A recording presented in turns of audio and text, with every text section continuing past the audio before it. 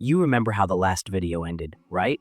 Next we name names. Well, here we are. Seatbelts optional, sarcasm inevitable. And yes, we're about to unpack why most doctors still don't know a damn thing about the Coimbra Protocol. This is the protocol that uses high-dose vitamin D, plus lab monitoring, cofactors, and actual clinical results to shut down autoimmune symptoms like it's hacking your immune code. But your doctor, still treating vitamin D like a side hustle for bones. Now, normally, I should record an 8-hour video to do this justice, but I won't. Because 1, I don't have the vocal stamina of Morgan Freeman. 2, I refuse to speak to a bunch of half-asleep scroll zombies. 3, and if you are awake, odds are TikTok's already whispering your name from another tab. So I'll be surgical, savage, and unskippable. Let's go. Because right now, you're living in a medical system where autoimmune patients get gaslit with steroids, while the one protocol that's actually reversing symptoms gets buried under 10 years of collective shrugs and medical textbooks written during the MySpace era. Today, we're ripping into that silence, why your doctor hasn't heard of the Coimbra Protocol, and why some of the ones who have might be using it like a kid with a chemistry set and no goggles. So if you're tired of being the smartest person in the exam room, and the sickest, maybe stick around. You won't hear this from your doctor, or your pharmacist, or that one wellness influencer who thinks turmeric cures taxes. And if you do find yourself muttering WTF mid-video, that's your cue to tap subscribe.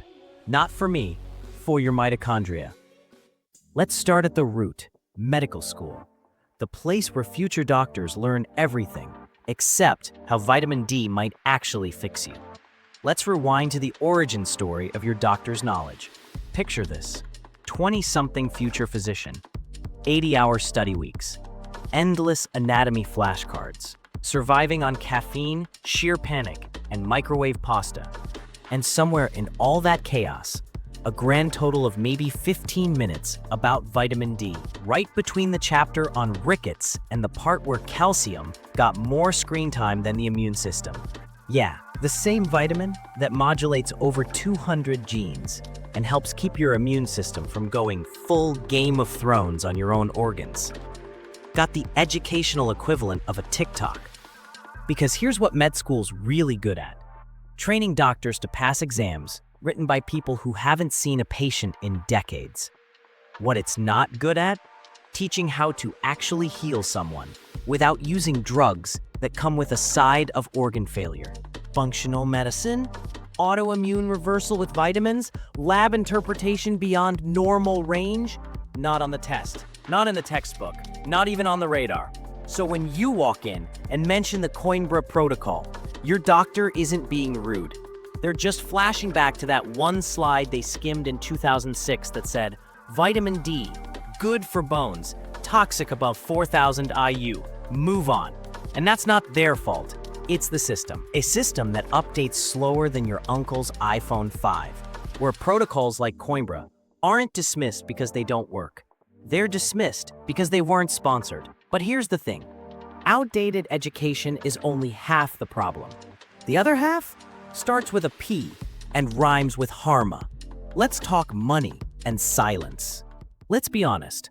If vitamin D were a patented pharmaceutical with a $2,000 monthly copay and a list of side effects longer than a CVS receipt, it'd be on billboards.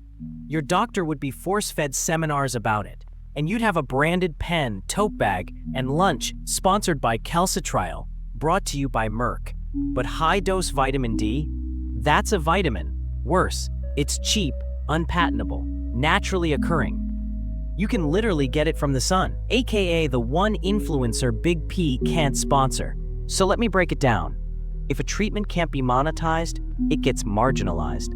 If it works too well, even worse, it threatens billion-dollar drug portfolios designed to manage, not reverse, your condition. Enter the Coimbra Protocol. High-dose D3, careful lab tracking, nutritional cofactors, actual patient improvements. And you'd think the medical industrial complex would be all over that, right? Wrong. Because you can't sell it in a shiny box, and you sure as hell can't sell it as a monthly injectable subscription plan with loyalty points and a punch card. So what happens? Silence. No promotion, no continuing education, no glossy conference booths with futuristic stock photos of smiling people holding salad. Just nothing. Meanwhile, you've got immunosuppressant drugs costing thousands per month. Medications that wipe out your immune response like a drunk guy flipping breakers at a rave. And those? Oh, those get posters. So next time your doctor squints at Coimbra Protocol, like it's a street magician pulling facts out of thin air, don't be surprised. They weren't trained to recognize it. They were trained to avoid anything that doesn't say TM at the end. But don't worry, the silence isn't just pharmaceutical, it's personal. Because even when doctors do hear about the protocol, they're too scared to touch it. Let's talk about white coats, peer pressure, and what happens when medicine becomes high school with diplomas. Here's the twist nobody talks about. Some doctors have heard of the Coimbra Protocol. They've read the studies, seen the patient outcomes. Heck, some have even tried it on a few brave souls. But the second they bring it up at a medical conference, crickets. Or worse, the smug head tilt of, oh, you're one of those. Because medicine isn't just science. It's a social hierarchy wrapped in lab coats and ego. And breaking from the herd? That's career suicide in slow motion. Imagine spending 12 years grinding through med school, residency, and board exams, only to risk it all by saying, hey, what if this vitamin thing actually works? Cue the disciplinary board, cue the reputation hit, cue the passive-aggressive side eyes from colleagues clinging to 2004 treatment guidelines like they're gospel. Even protocol-trained doctors get cagey. They whisper advice, they dodge interviews, because daring to use high-dose vitamin D without a big pharma logo? That's heresy in a system built on compliance, not curiosity. This isn't just silence, it's self-preservation. And the price? Thousands of patients told their symptoms are normal, while the answers stay locked behind a wall of white coat politics. And maybe that'd be fine if the science wasn't already out there, published, peer-reviewed, ignored like a warning label on energy drinks. Because the problem isn't that there's no research, it's that the people meant to read it aren't. Here's the part that really burns. The research isn't missing, it's just invisible to the people who should be paying attention. We've got published case studies, clinical data, symptom reversal reports, even full-on medical conferences where Coimbra-trained physicians walk through patient transformations like they're giving TED Talks to an empty room. And yet, ask a typical doctor about high-dose vitamin D, and they'll respond like you just quoted a conspiracy subreddit. Why? Because reading new research takes time. It takes curiosity. And it doesn't come with free pizza and a pharma rep explaining it in 5 PowerPoint slides. Most doctors don't even touch PubMed unless it's exam season or someone's dying. They rely on filtered summaries from medical boards, pharma-sponsored CME credits, or whatever landed in their inbox from that one guy who still faxes articles.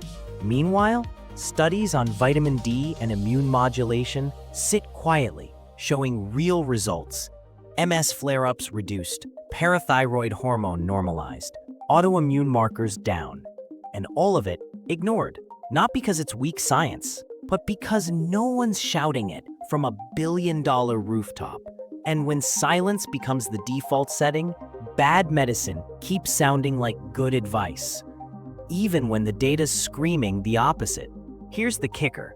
Your doctor doesn't need to become a Coimbra disciple to help you out.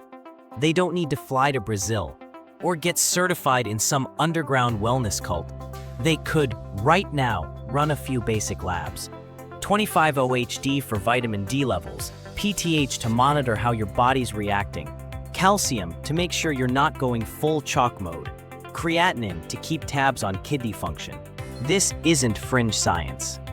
This is entry-level medicine with a sprinkle of initiative. But instead, you get handed a multivitamin sample and told to come back if it gets worse. As if your immune system just needs a nap and a juice box. Meanwhile, patients around the world are reversing symptoms. safely, measurably, with protocols based on these exact labs. And your doctor? Still treating vitamin D like it's a cute little supplement for winter blues and bone density. They're not evil. They're just uninformed, or worse, risk-averse. Because ordering tests outside the standard checklist, that gets flagged, that gets questioned, that gets you labeled difficult in a system that rewards speed, not depth. Really? Well, here's the truth. They could have helped. They just didn't know how, or didn't dare to ask. So let's rewind this medical plot twist real quick.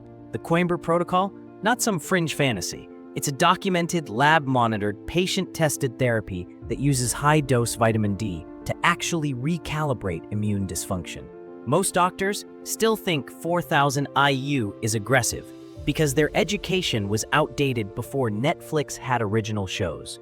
Big Pharma doesn't care. No patent, no profit, no interest. So the research sits there unread, like a Nobel Prize speech written in Comic Sans.